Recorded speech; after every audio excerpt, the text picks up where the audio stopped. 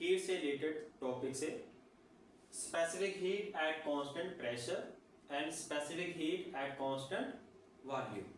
तो हमारा टॉपिक है कि जो specific heat at constant pressure होता है वो ज़्यादा क्यों होता है as compare to specific heat at constant volume.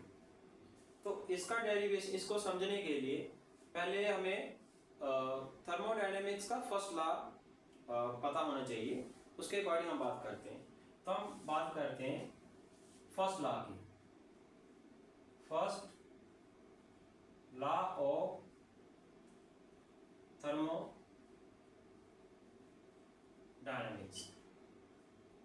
According to first law of thermodynamics.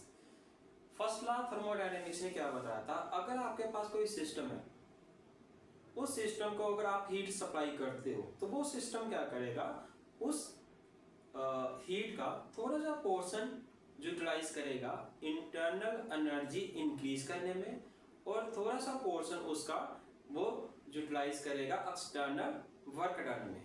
अगर इसका सिस्टमैटिक अगर हम एक डायग्राम बना लेते हैं, मान लेते हैं ये आपके पास सिस्टम है, ठीक है।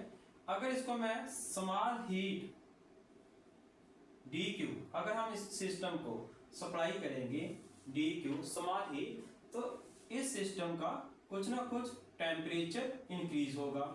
मान लेते हैं ये गैस सिस्टम है, तो जैसे इस गैस सिस्टम को आपने हीट सप्लाई किया तो इसका टेम्परेचर इंक्रीज होगा, और टेम्परेचर इंक्रीज होने का मतलब क्या, इसका जो इंटरनल एनर्जी है वो क्या होगा, इंक्रीज होगा। इंटरनल एनर्जी को हम U से डिनोट करते हैं, और थोड़ा सा पोर्शन ये क्या करेगा, वर्क डन करेगा।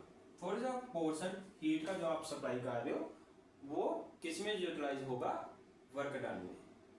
अगर इसका इक्वेशन लिखा जाए फर्स्ट लॉ का, तो हम कह सकते हैं जितना भी आपने हीट सप्लाई किया किसी सिस्टम को, उसका थोड़ा सा पोर्शन यूटिलाइज होगा उसका इंटरनल एनर्जी इंक्रीज करने में डी यू, प्लस थोड़ा सा यूटिलाइज होगा एक्सटर्नल वर्क डन करने में।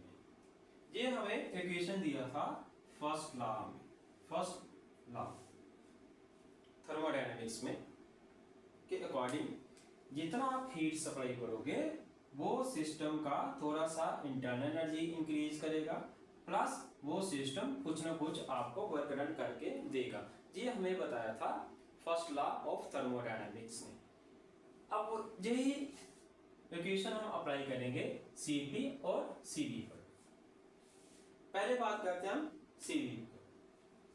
अगर हम बात करें eight constant volume process Cv पर, अगर हम मान लेते हैं कि एक आपके पास ये एक सिलेंडर का सिलेंडर मान लेते हैं, यहां पर एक पिस्टन रखा हुआ है, इस पिस्टन के ऊपर आपने एक वेट को प्लेस किया हुआ है, इसमें गैस रखा हुआ है, इस गैस का कुछ वॉल्यूम होगा, और ये जो पिस्टन है ये फिक्स है। कहने का मतलब इसका पूरा जो बाउंड्री है ये क्या फिक्स है, वॉल्यूम हमने क्या किया, कांस्टेंट किया। अब हम इसको जैसे हीट देंगे, मान लो इसको मैंने स्मॉल हीट सप्लाई किया डी क्यू। अब मुझे बताओ अकॉर्डिंग टू फर्स्ट लॉ अगर हम जहां पर अप्लाई करें, जब एक आपने एक सिलेंड्रिकल गैस सिस्टम लिया, इस गैस सिस्टम को आपने हीट सप्लाई किया डी क्यू, तो वो D Q according to first law क्या होना चाहिए, D Q equal to D U plus D W. अब D Q equal to D U, work done का फार्मूला क्या होता है, P D V, pressure into change in volume. अब हमें पता है हम कौन सा प्रोसेस ले रहे हैं, कांस्टेंट वॉल्यूम। आप जहां से देखो, जैसे आप हीट दोगे तो गैस एक्सपैंड हो रही है, तो क्या उसका वॉल्यूम चेंज हो रहा है? क्योंकि ये तो हमने फिक्स किया होगा ना, तो वॉल्यूम तो चेंज होगा नहीं। अगर इसका मतलब ये डी भी क्या हो जाएगा? जीरो। अगर डी भी जीरो होगा तो ये पूरा वर्क डन क्या हो जाएगा? जीरो। तो हम कह सकते हैं ये वर्क डन पूरा क्या हुआ? जीरो। इसका मतलब क्या, जितनी भी आप हीट सप्लाई करोगे वो सभी का सभी कहां पर यूटिलाइज होगा? उसका इंटरनल एनर्जी इंक्रीज करने में।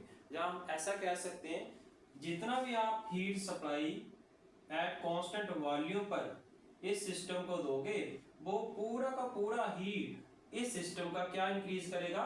टेम्परेचर इंक्रीज करेगा। इसका मतलब थोड़ा सा भी आप हीट दोगे तो इसका टेम्परेचर 1 डिग्री राइज होगा। क्यों?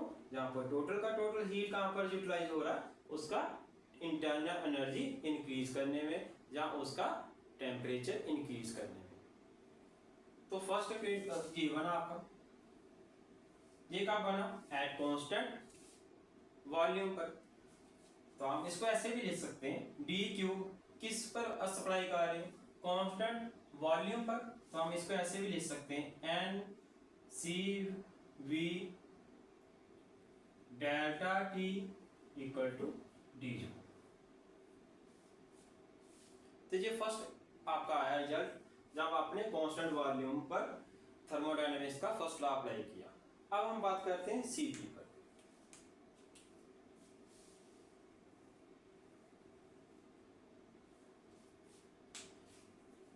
एट कांस्टेंट प्रेशर पर, सीपी पर सेम पहली की तरह मान लेते हैं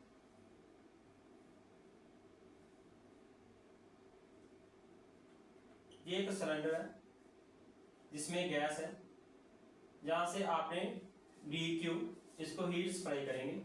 यहां पर मान लेते हैं एक पिस्टन है, पिस्टन टाइप का। यहां पर आपने एक वेट को प्लेस किया हुआ है। स्टार्टिंग में जब आपने हीट सप्लाई नहीं किया था, इस पॉइंट पर आप मेजरमेंट कर सकते हो।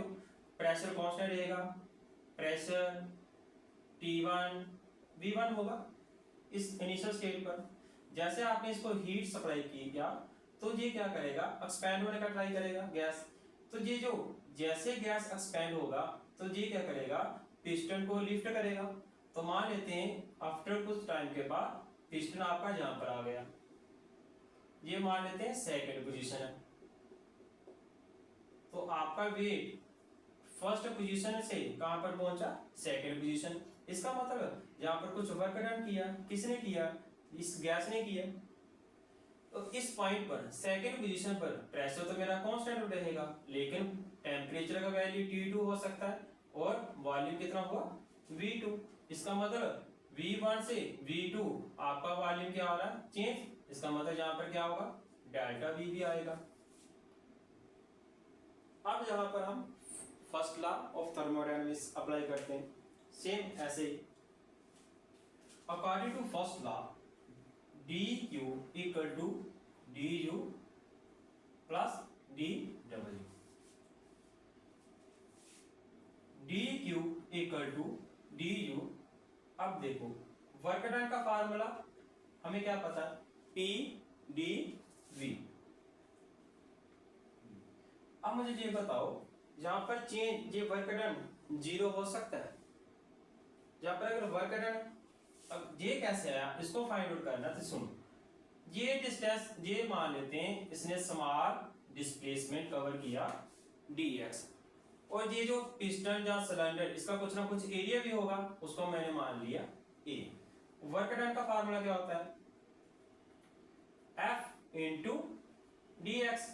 फोर्स को अगर प्रेशर इंटू एरिया के टर्म में लिखा जाए तो फोर्स को हम लिख सकते हैं pressure into area into dx। Force को प्रेशर इंटू एरिया लिखा, dx उसके साथ था। तो a इंटू dx क्या लिख सकते हैं? इसको dv लिख सकते हैं, चेंज इन वॉल्यूम, और साथ में क्या आया? प्रेशर। तो ये किसका फार्मूला बना? आपका वर्क डन का। यही वर्क डन का फार्मूला मैंने जहां पर लिखा, वो बनेगा कैसे? ऐसे ही बनेगा। यहाँ पर भी वही लिखा था PdV, वो भी ऐसे ही बना था। तो हम वर्क डन का फार्मूला PdV लिख लेते हैं, pressure into change in volume. Pressure मेरा कांस्टेंट रहेगा लेकिन वॉल्यूम में चेंज हो सकता है। अब कहने का मतलब क्या हुआ, कहने का मतलब ये हुआ कि जैसे ही आपने हीट का सप्लाई किया कौन सी प्रोसेस पर, एट कांस्टेंट प्रेशर पर, तो कुछ अमाउंट हीट का कहां पर यूटिलाइज हुआ, इसका टेम्परेचर राइज करने में। कहने का मतलब इंटरनल एनर्जी इंक्रीज हुई और थोड़ा सा पोर्शन उसका हीट का कहां पर यूटिलाइज हुआ, वर्क डन करने में। अब दोनों में एक देखो, एक बात कॉमन से सोचो, यहाँ पर हमें थोड़ा सा भी अमाउंट आप हीट का सप्लाई करोगे कहां पर, कांस्टेंट वॉल्यूम पर, वो सभी का सभी हीट यूटिलाइज होगा कहां पर, उसका टेम्परेचर इंक्रीज करने में। लेकिन जब बात करेंगे हम कांस्टेंट प्रेशर पर, तो यहाँ पर जितना भी आप हीट का सप्लाई कर रहे हो ना, वो थोड़ा सा पोर्शन उसका इंटरनल एनर्जी इंक्रीज कर रहा है और प्लस क्या कह रहा है, वर्क डन। इसका मतलब क्या हुआ, आपको ज्यादा अमाउंट ऑफ हीट जहां पर रिक्वायर्ड ज्यादा चाहिए 1 डिग्री टेम्परेचर राइज करने के लिए, क्योंकि उसका थोड़ा सा पोर्शन कहां पर यूटिलाइज हो रहा है, वर्क डन करने में। किसके अगेंस्ट, एटमॉस्फेरिक प्रेशर के अगेंस्ट उसको काम करना पड़ रहा है और उसका हीट का यूटिलाइज जहां पर हो रहा है। इससे हमें क्या पता चला कि जो Cp का वैल्यू Cv से ग्रेटर होगा। कहने का मतलब जब आप कांस्टेंट प्रेशर पर हीट का सप्लाई करोगे एक टेम्परेचराइज करने के लिए, 1 डिग्री टेम्परेचराइज करने के लिए, तो आपको हीट ज्यादा चाहिए as compare to at constant volume. इसका कंसेप्ट ये बन रहा है। आई होप आपको समझ आया होगा। Thank you.